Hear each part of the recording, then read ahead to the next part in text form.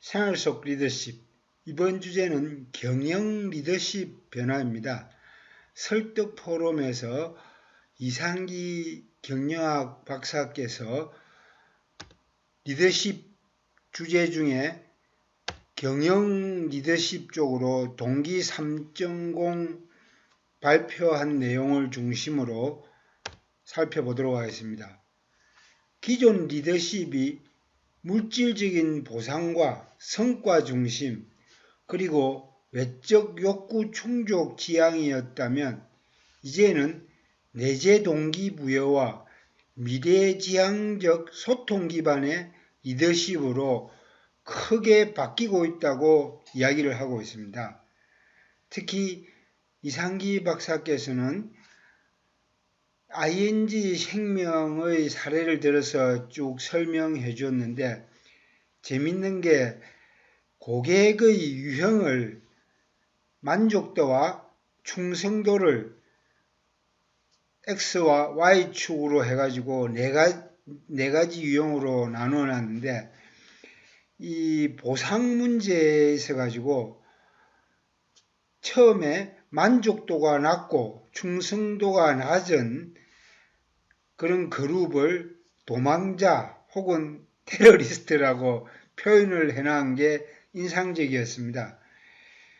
언제든지 빠져나가기 쉽고 또 뒤에서 욕하고 등에 복수를 하는 테러리스트의 표현이 아주 재밌었고, 그 다음에 만족도는 높은데 충성도는 낮은 유형을 용병이라고 표현한 것도 아주 인상적이었는데, 그 다음에 만족도도 높고 충성도도 높은 고객을 충신 혹은 사도, 이렇게 아주 핵심적인 고객으로 딱 분류를 해놨고, 그 다음에 충성도는 높은데 만족도가 낮은 이런 분들을 인질로 이렇게 딱 표현해놓은 게 아주 재밌었습니다.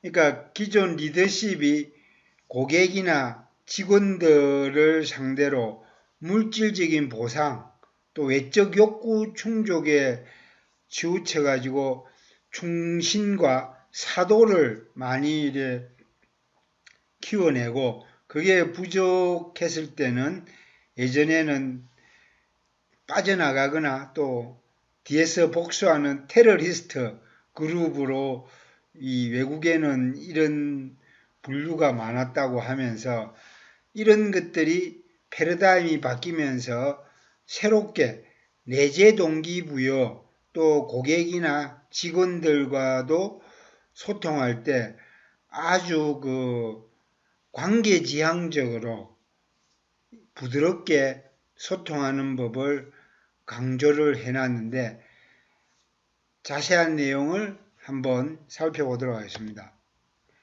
자, 설득 포럼에서 특별히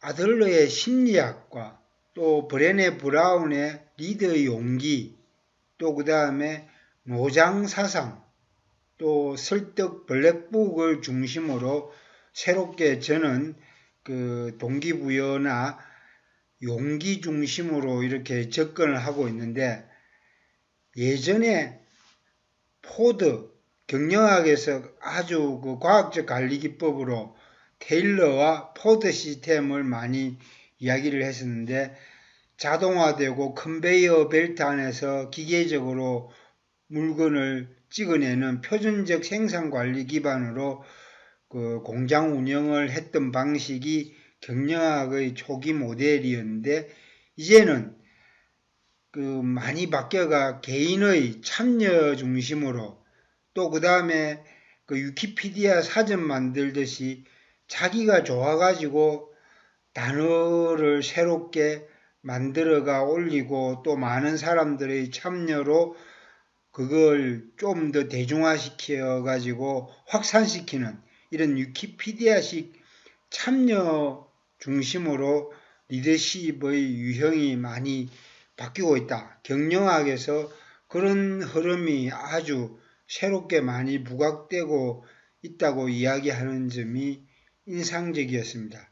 특히 그 노장 사상이 예전에 뭐 노자나 장자가 그냥 자연 중심으로 그 초월주의 이런 거를 막 이야기해가 도피로 이렇게 생각하는데 그게 아니라 분권형 리더십으로 새롭게 자리매김하는 그게 진정한 노장 사상이다라는 부분을 경영 쪽에서도 분권형 리더십을 강조하는 전략으로 노장 사상의 철학적 기반들을 도입할 필요가 있다. 이렇게 좀 새롭게 접근을 하고 있고 이게 경영의 새로운 리더십 패러다임으로도 많이 좀 먹히고 있다고 이야기를 하고 있습니다. 자, 그 다음에 오늘의 명언으로 모든 것에는 나름의 경이로움과 심지어 그 안에 어두운 면도 있고 또 밝은 면이 있어가지고 동전의 앞뒷면처럼 이렇게 화쟁, 화음, 융합하는 측면이 있는데 그 어떤 상태에 있더라도 그 속에서 안분지족하고 만족하는 법을 배운다. 이게 이제 헬런 켈러, 미국의 교육사업과의 그 명언으로 오늘 새로운 경영 리더십에 있어서 분권형 리더십에 있어가 모든 것에는 저마다의 밝은 면, 어두운 면, 그 안에서 자생적인 생태계가 만들어지고 또 거기서 에너지가 용솟음 치고 또 새롭게 행복하고 만족하는 법을 배운다. 즉 모든 것은 내재해 있다. 내면 가치 중심으로 흐르고 있는 경영의 새로운 그 리더십 패러다임을 소개해 보기 위해서 이런 명언을 넣어봤습니다. 결국 자체적인 생명력, 리드미컬한 역동성을 가지고 있으니까 리더십에서 그걸 잘 키워줘야 된다. 이런 메시지겠죠. 자, 지금 새로운 리더십의 대안으로 이상기 경영학 박사님께서는 동기부여를 새롭게 경영 쪽에서 대안을 제시해 나왔는데 우선 첫 번째로 리더 자신부터 모범을 보여야 한다. 말로만 막 장황하게 늘어놓을 게 아니라 몸소 실천하는 리더의 진정성을 보여줘야 한다. 또 목표와 방향성을 명확히 제시한다. 또 팀워크를 위해 심판자 역할을 피하지 마라. 속한 말로 손에 피를 묻히는 한이 있더라도 짤 건 잘라주고 또 키울 건 키워주고 이렇게 심판자 역할도 과감히 해야 된다. 급격한 변화의 시기에 팀장이나 리더가 이런 과감한 용기를 보이지 않으면 결국 조직은 서서히 힘을 잃기 쉽다. 그 다음에 네 번째로 과정과 결과 중시형 관리로 자율성을 부여한다. 결국은 팀원들한테 또 하위 조직에 자꾸 리더는 분권형으로 일을 맡기는 게 새로운 리더십의 대안이 될 수 있다. 또 그 다음에 내면적으로 인정하고 또 사랑을 베풀어주고 존경을 표시하는 내적 보상으로 심리적인 만족감을 제공해줘야 된다.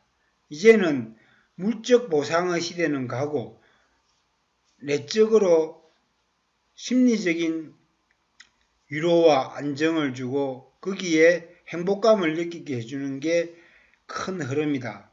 물론 물질적인 거는 무시할 수는 없겠죠. 기본은 물질적인 거는 베이직으로 깔아주고 그 위에 내적 보상이 추가로 들어가야 된다는 거죠. 그 다음에 미래지향적 비전 공유. 구성원들이 가슴 뛰게 하는 비전을 함께 공유하고 또 바다를 꿈꾸게 하는 그런 것처럼 스스로 바다로 달려가고 배를 만들어 고기를 잡도록 이런 미래지향적인 비전을 공유하는 게 새로운 리더십의 대안이다 라고 동기부여 3.0을 중심으로 말씀해 주셨습니다.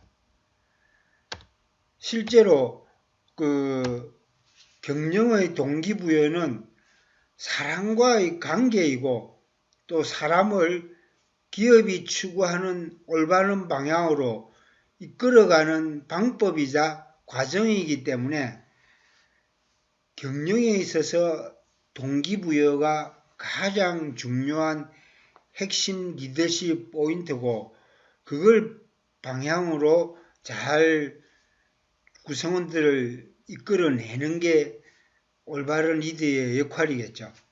여기에 보상이 이루어질 때 예전에는 외적 보상으로 물질적인 이익을 제공하는 데 중심이었다면 요즘은 내적 보상으로 심리적인 안정과 만족으로 직원들, 특히 구성원들이 영감을 불러일으키게끔 스스로 움직이게 동기부여하는 게 중요하다. 이런 말씀을 해 주셨는데 저도 경영학 전공이지만 많이 바뀐 것 같아요. 억지로 시켜가 하는 근무 환경에 8년 정도 90년대부터 98년까지 있어 봤는데 요즘 최근에는 이런 기본적인 외적 보상에다 내적 보상까지 이제는 많이 좀 중요시돼야 된다라는 말씀을 듣고 아주 큰 자극을 받았습니다.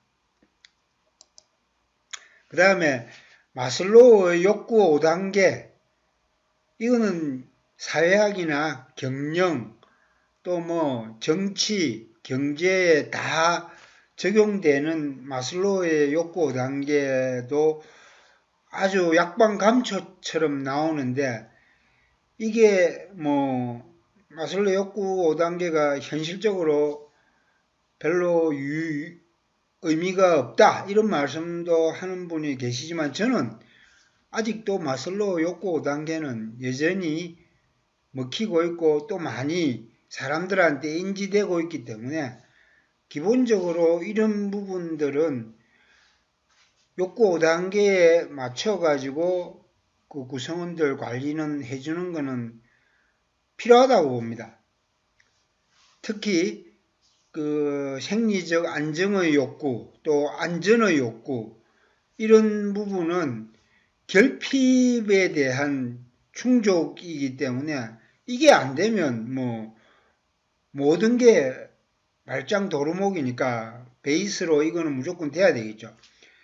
거기에 이제 성장 욕구로 소속감 및 또 애정의 욕구 이런 게 이제 동기일정형이라고 이상기 박사님께서는 정의를 해 주셨는데 여기부터 이제 실제로 동기 요인으로 밑에 안전 욕구 또 생리적 욕구 이런 부분들은 위생 요인으로 불만족하면 뭐 기본적으로 안 되기 때문에 이 요소들은 기본으로 채워주고 그 다음에 이제 동기 요인으로 1.0 단계, 2.0 단계, 3.0으로 최종적인 자아실현 중심으로 가는 성장 욕구를 잘 충족시켜줘야 된다. 이렇게 동기 1.0, 동기 2.0, 동기 3.0 이론을 마슬로우 욕구 5단계와 매치시켜 놓은 게 아주 인상적이었습니다. 저는 요게 현실성이 좀 아주 높은 것 같아요. 마슬로우 욕구 5단계가 뭐 별로 요즘에 안 먹힌다라는데 저는 개인적으로는 현실적으로 이게 아직도 먹히고 많은 현장에서 적용이 되고 있고 현실적으로 유의미하다라고 저는 생각을 하고 있는 사람 중에 한 명이기 때문에 이걸 기반으로 점점 내재적 동기 강화하는데 좀 그 박차를 가해야 되지 않을까. 그래서 경영 리더십의 기본으로 저는 욕구 5단계와 동기 3.0은 여전히 유효하고 앞으로도 계속 좀 이걸 필요로 하고 여기에 바탕을 둬야 된다라고 생각하는 사람 중에 한 명입니다. 그 다음에 이상기 박사께서 딥 체인지 or 슬로우 데스 유명한 그림 있지 않습니까? 깨구리가 그 탕에 있는데 장작불로 서서히 불의 온도를 높이면 천천히 그 물이 뜨거워져가 나중에는 결국 죽을 거냐 아니면 빨리 변화를 감지하고 뛰쳐나와가 딥체인지를 통해서 새로운 삶을 이어갈 거냐 이 그림인데 저는 뭐 사느냐 죽느냐의 문제 저는 딥체인지 쪽으로 가야 되지 않을까. 왜? 생존을 해야 되기 때문에. 생존을 해야 생태계의 짜릿한 즐거움 또 자유를 누릴 수 있지. 생존하지 않으면 끝이니까 무조건 딥체인지로 가야 되겠죠. 그래서 문명사적 대전환기를 맞아가 경영에도 새로운 리더십이 필요하다. 특히 동기 3.0에 의한 자율성, 인공지능, 또 4차 산업혁명, 그 다음에 뭐 빅데이터 이런 걸로 해가 이제는 개인의 자율성이 아주 커지는 시대이기 때문에 예전에 좀 초월주의라고 좀 외면당하기도 했던 니체, 또 하이데거 이런 분들의 철학이나 또 노자, 장자 사상이 예전에 좀 무시됐는데 요즘에 새롭게 조명되고 있는 인간의 존재는 기본적으로 관계지향적으로 그 싹이 트고 계속 진화 발전하기 때문에 리더십도 인간 간의 관계 중심으로 새롭게 거듭나야 된다.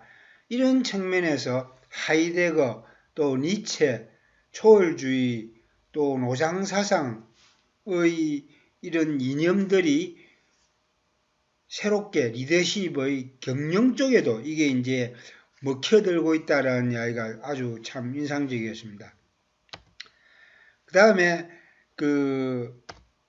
새로운 시대적 요구로 특히 SK텔레콤에 임원하는 친구 이야기 들어보니까 이제 조직 안에 쿼드, 옛날에는 팀제로 많이 이래, 제가 있을 때까지만 해도 팀제가 활성화 좀 됐던 것 같은데 이제는 팀도 쪼개져 가지고 쿼드 조직으로 팀은 또 구성원들이 뭐 예전에 10명 뭐 심지어 많으면 15명 20명까지 팀제로 이래 되는데 요즘은 많아야 2-3명 정도로 쿼드 조직이 좀 대기업에도 지금 많이 활성화되고 있고 또 이런 쿼드 조직을 중심으로 완전히 분권형 자율형 조직으로 지금 많이 변하고 있어가지고 특히 4차 산업혁명과 코로나 이후 비대면 시대에 새롭게 판이 짜지고 있어가 대전환이 요구되고 있는 시점입니다.